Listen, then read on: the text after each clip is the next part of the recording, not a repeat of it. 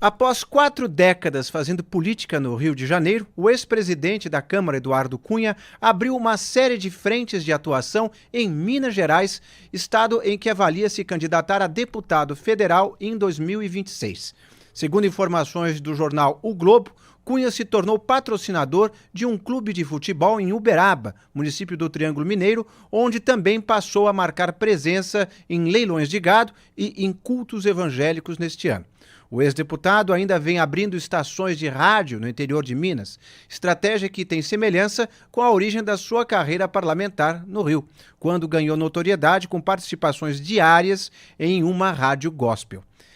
Ricardo Kertzmann, parece que a impunidade no caso dele valeu a pena, né? Ele conseguiu se livrar de uma das condenações do STF, está lutando para que outra também relacionada à Lava Jato seja anulada, e ele está repetindo o modus operandi carioca em Minas, Ricardo. Você que é da terrinha.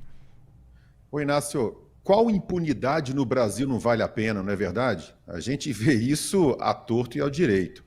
Olha, essa história toda tem um pano de fundo, que é a reeleição da própria filha do Eduardo Cunha. Vamos lembrar que ela é autora daquele projeto que quer proibir a diminuição do número de cadeiras, o número de deputados federais por estados. Porque com as regras atuais, de acordo com o último censo, como o Rio de Janeiro perdeu, entre aspas, né, população, ele teria direito a menos 4 cadeiras, o que tornaria, obviamente, a reeleição dela mais difícil. Paralelamente a isso, o que o Eduardo Cunha não quer é concorrer com a própria filha no seu estado. Em 2022, ele tentou se eleger por São Paulo, pelo PTB, foi um fiasco, teve pouco mais de 5 mil votos, então ele está buscando uma saída via Minas Gerais, que é o segundo maior colégio eleitoral do país. Se, por um lado, Inácio, isso é uma boa tática, no sentido de que há mais eleitores, por outro lado também, justamente pelas regras eleitorais, também há mais candidatos. Então, não é uma eleição tão fácil assim.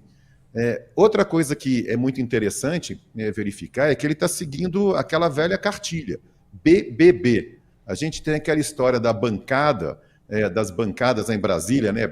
Bíblia, boi e bala.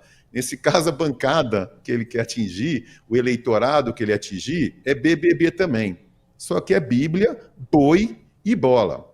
Porque ele se aliou, né, ao agronegócio de Minas Gerais, a empresários importantes do agronegócio de Minas Gerais. Ele tem participado com relativa frequência de leilões de gado. Ele patrocina o Uberaba Futebol Clube, que é um clube de segunda divisão aqui em Minas, mas é o principal time do Triângulo Mineiro. Ele tem investido em templos religiosos por todo o estado. Então está aí a ligação que é histórica dele com a religião, mas tem também investido em rádios. Já são 5 emissoras de rádios, todas elas, Inácio, em nome do genro dele. O rapaz chama Daniel Cardoso de Sá. Ele é casado com a própria filha dele, com a Dani Cunha, conforme eu falei. Ele montou a base eleitoral dele aqui em Belo Horizonte. Desde o ano passado ele alugou um imóvel, ele está morando aqui, e a ideia disso tudo foi combinada lá atrás com o Valdemar Costa Neto, do PL, que garantiu a ele que poderia ter uma vaga para disputar pelo PL. Só que aí a cúpula do PL aqui em Minas se rebelou e falou assim, não, a gente não quer saber do Eduardo Cunha no PL. A partir desse momento, ele tenta se viabilizar pelos Republicanos, mas ele também encontra uma resistência de peso. O senador Cleitinho, que é extremamente popular aqui, já disse que se de fato ele conseguir uma vaga pelo partido, pelos Republicanos, o Cleitinho já declarou publicamente que vai viajar pelo estado fazendo campanha contra. Ou seja, a vida dele não está fácil, não.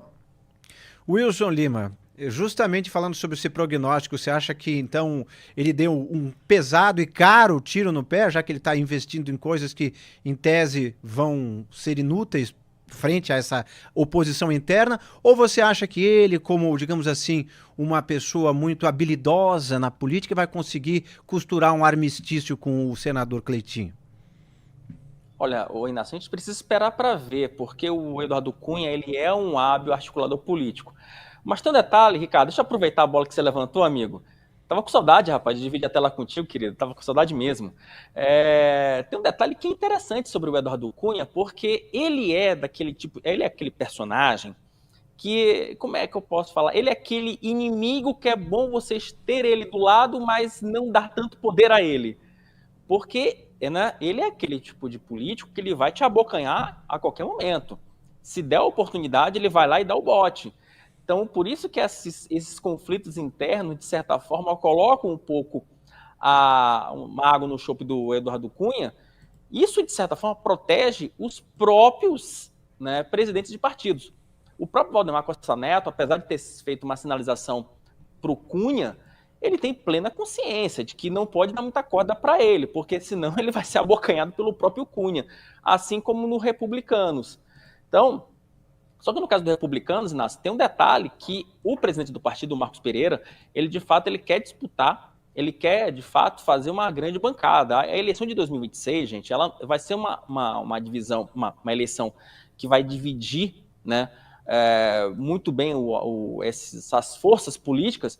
Por quê? E não estou falando só da questão da eleição presidencial, não, porque os partidos estão de olho justamente na formação de grandes bancadas para 27.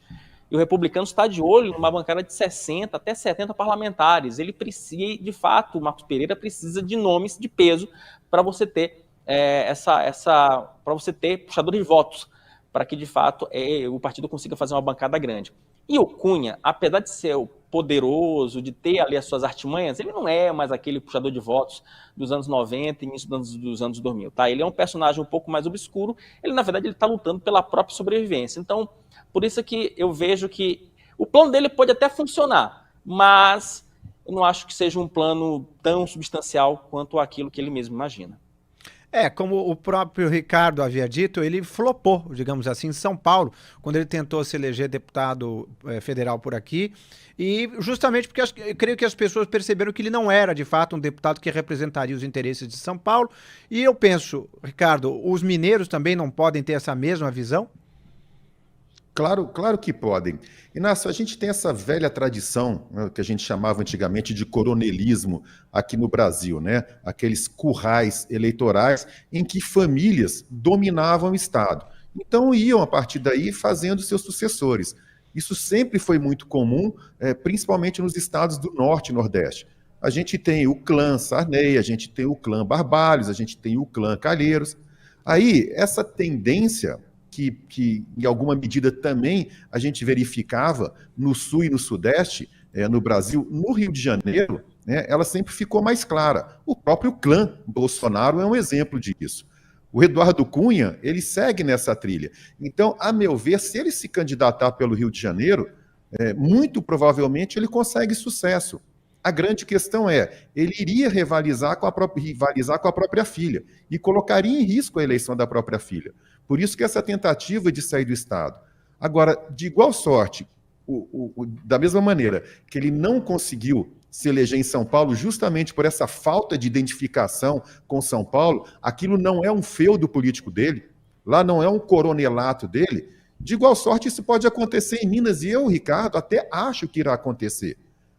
O fato de ele estar se estabelecendo numa determinada região, e nessa região ele traçar esse plano, aliando, como eu já disse, igreja, futebol e rádio, isso dá a ele muita força, mas não é garantia nenhuma. Até porque na própria região, no Triângulo Mineiro, e mesmo na zona da Mata, onde ele tem essas rádios, que é uma região próxima do estado do Rio de Janeiro, você tem caciques políticos locais também, que já têm esses feudos mais ou menos estabelecidos. Eu acho que ele vai ser bastante difícil ele conseguir se eleger por Minas Gerais. E no caso do Rio de Janeiro, né, só para arrematar rapidamente, o Eduardo Cunha tem mais um problema, não é? Porque não só ele concorre com a filha em termos de cargo, como em termos de público. Então, assim, é exatamente o mesmo público do Eduardo, é o da Dani Cunha. Então, não faz muito sentido dele rivalizar com a própria filha.